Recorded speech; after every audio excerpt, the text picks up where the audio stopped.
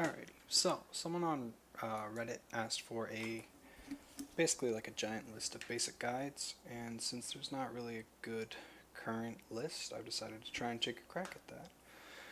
So today we're going to be learning how to ultimate track. Now, ultimate tracking is whereby you as a player keep track of what ults the enemy has. So ideally, when you get really good at ultimate tracking, you're going to be able to know when the enemy team has ults and how to prepare for those ults, how to better prepare your team for those ults. And so there's three main ways in which you can ult track. And so one, this is the first step you should do. It's your mirror matchup. Right? So you want to be looking at the player who's in the same role as you on the enemy team. So if you're D.Va, you want to keep track of their D.Va.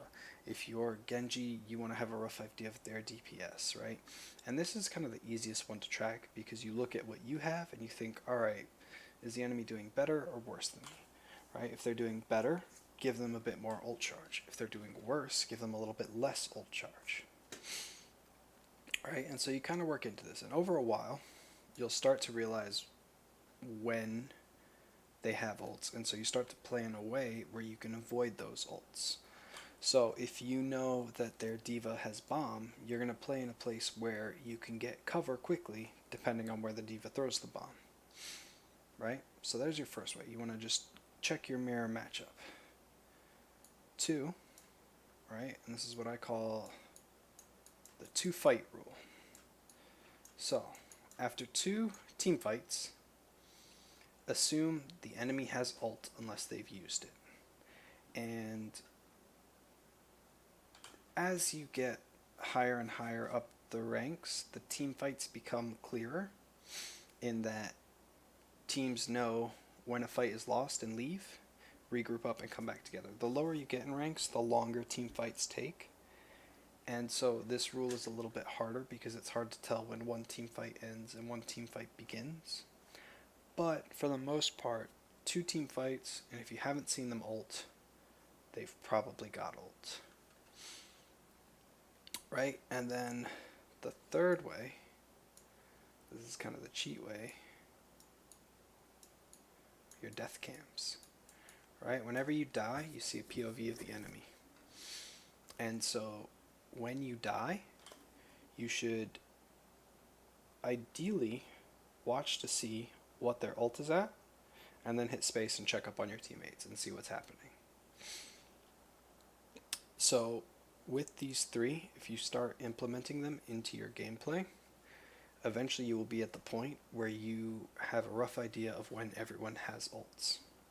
And the other thing to really help with ultimate tracking is when you are in between fights, right? Just ask your teammate, what ults do they have?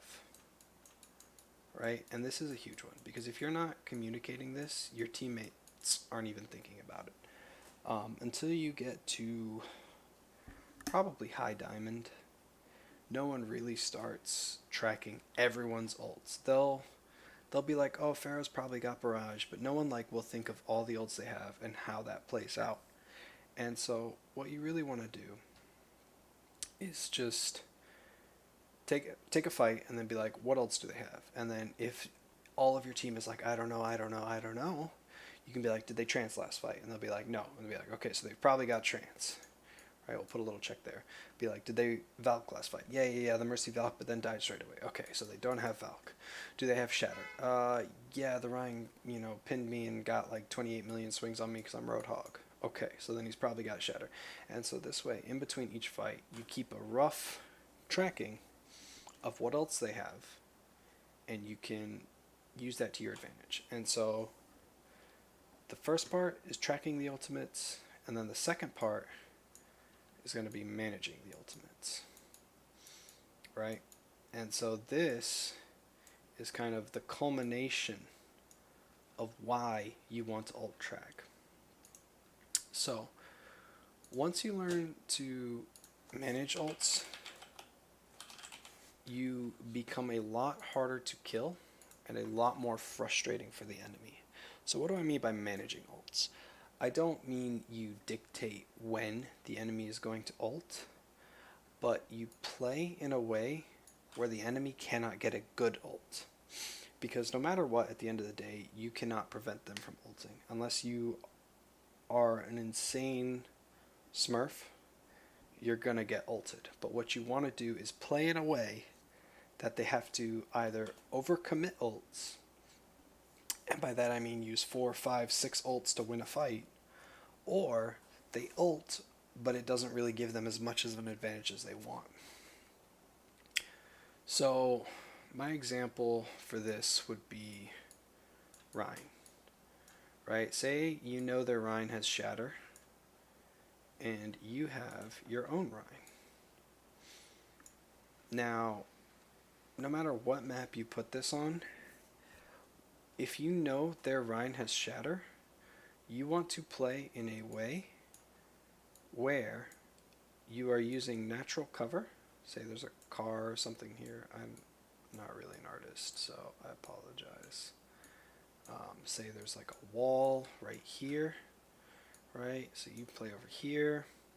Your other DPS is Genji, so he's actually feeding his brains out behind enemy lines, right? And so this way, even if this Rein gets a Shatter, right? Because say they are just melting your shield, you want to play in a way where their Rein is only going to be able to get 1 or 2, right? If he moves, he can get over here and get the Rein and someone else, or if he moves, he can get you and someone else.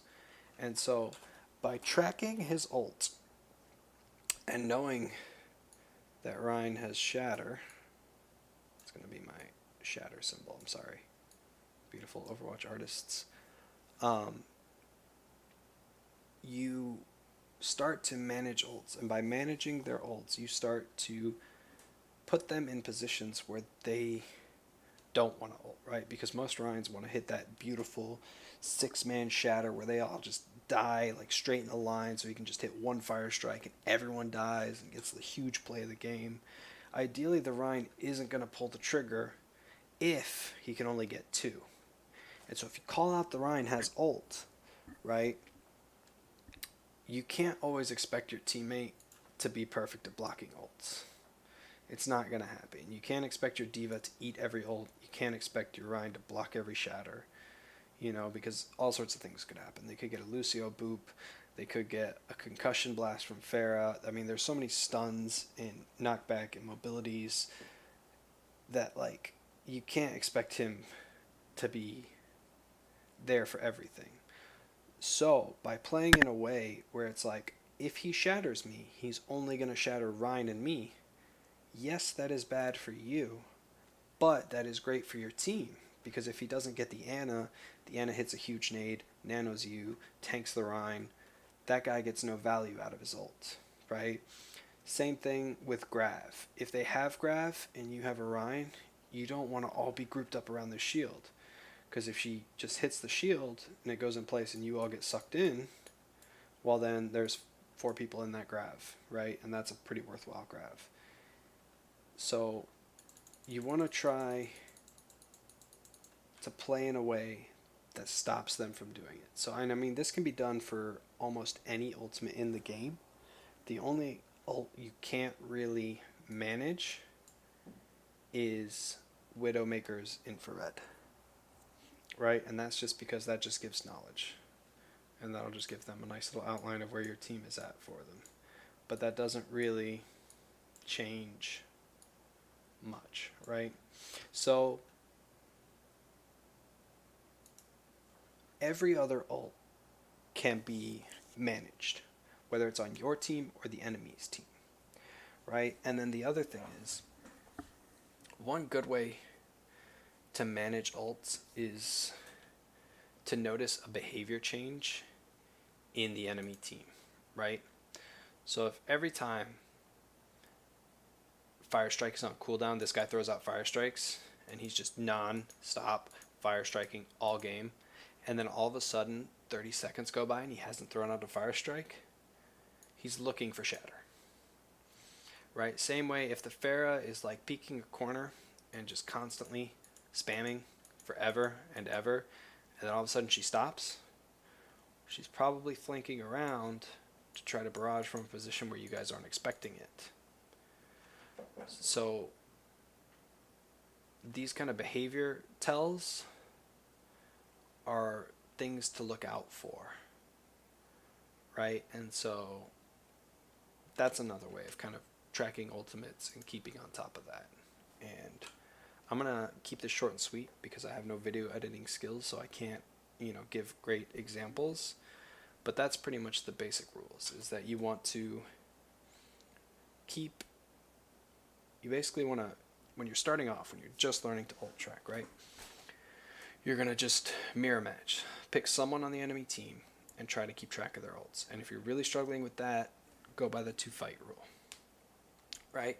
And then while you're doing that, if you happen to die to that person, use that time to kind of correct your guess, right? So if you think, oh, well, I'm at 60, their Zarya is probably at 60. And then you die to their Zarya and you see, oh, actually she's got Grav. Okay, well then now you know, and you can think back to the fight that you were just in and be like, was she high charge? Was she just farming down a diva? Was she farming down a Roadhog? Was there someone just giving her a lot of ult charge? Right? And then you use that to kind of stay on track. And slowly, as you get better and better at it, you don't even have to worry about the diva's ult rate because you've gotten so good at tracking it because you're used to playing diva. So now you pick someone else on the enemy team. And then you try tracking both. And you build up more and more and more until eventually you're tracking all 6. And as you get higher up the ranks, because you're tracking ults and you're managing their ults, the rest of your team starts to do this too. And so then after every fight, you can be like, what ults do they have? And then you can be like, all right, I know they've got Valk, Trance, Shatter. What do we do? And then you can be like, well, we'll just dry push this, try to force out ults. So yeah, super simple, super quick, dirty guide to ult tracking. Thanks for watching. Take care.